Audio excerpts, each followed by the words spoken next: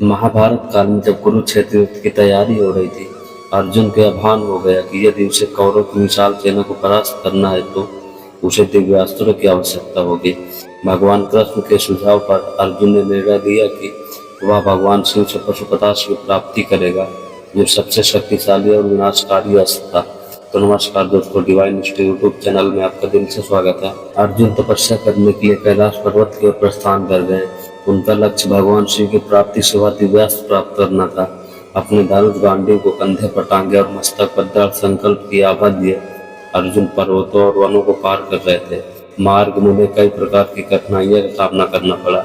जंगली जानवरों की गर्जना, तीव्र ठंड और दुर्गम पहाड़ियां अर्जुन के साहस को चुनौती दे रही थी, लेकिन उनके मन में भगवान शिव के प्रति पूर्ण आस्था थी।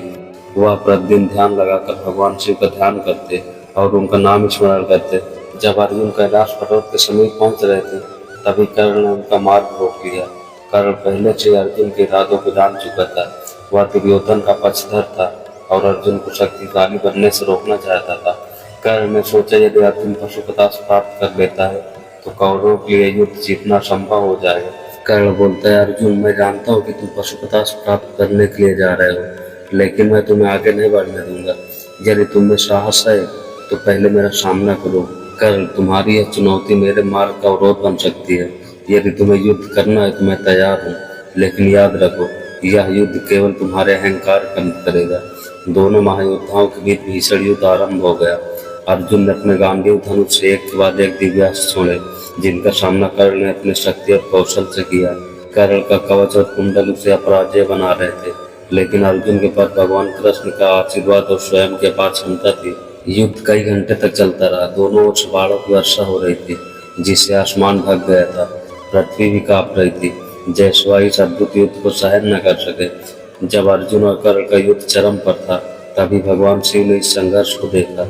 वह समझ गए कि यह युद्ध अनावश्यक है और इससे अर्जुन का लक्ष्य भटक सकता है। भगवान शिव ने ऋषि का वेश धारण कर युद्ध क्षेत्र में प्रवेश किया। उन्होंने दोनों योद्धाओं को रोका और कहा, पुत्रों, यह युद्ध व्यर्थ है। अर्जुन, तुम्हारा लक्ष्य भगवान शिव की कृपा प्राप्त करना है। यह तभी संभव है जब तुम एकाग्रचित होकर तपस्या करो। कर्ण, तुम एक महान योद्धा हो, लेकिन तुम्हारा यह कृत्य उचित नहीं है। अर्जुन के मार्ग में बाधा डालने से तुम्हारा कर्तव्य समाप्त नहीं होता। भगवान शिव के वचनों से कर्ण को अपनी गलती का एहसास हुआ। उसने अर्जुन से क्षमा मांगी और वहां से लौट गया। इसके बाद अर्जुन ने भगवान शिव की घोर तपस्या की। उनकी तपस्या इतनी गहन थी कि सारा संसार हिलने लगा। भगवान शिव उनकी भक्ति से प्रसन्न होकर उनके समक्ष प्रकट हुए। उन्होंने अर्जुन को पशुपतास्त्र प्रदान किया और कहा, पुत्र अर्जुन, यह अस्त्र बहुत शक्तिशाली है। इसका प्रयोग केवल धर्म की रक्षा के लिए करना। यदि इसका दुरुपयोग हुआ तो यह सृष्टि के लिए घातक हो सकता है। अर्जुन ने भगवान शिव को नमन किया और वचन दिया कि वह इस अस्त्र का सदैव धर्म और न्याय के लिए ही उपयोग करेगा। अर्जुन की यह यात्रा हमें सिखाती है कि सच्चे प्रयास और दृढ़ संकल्प से कोई भी लक्ष्य प्राप्त किया जा सकता है। उनके मार्ग में कर्ण जैसी बाधाएं आई, लेकिन उन्होंने धैर्य और भक्ति से अपनी मंजिल पाई। भगवान शिव का आशीर्वाद अर्जुन की तपस्या और सच्चाई का प्रतीक है, जो यह दर्शाता है कि धर्म की राह पर चलने वालों को सदा सफलता मिलती है।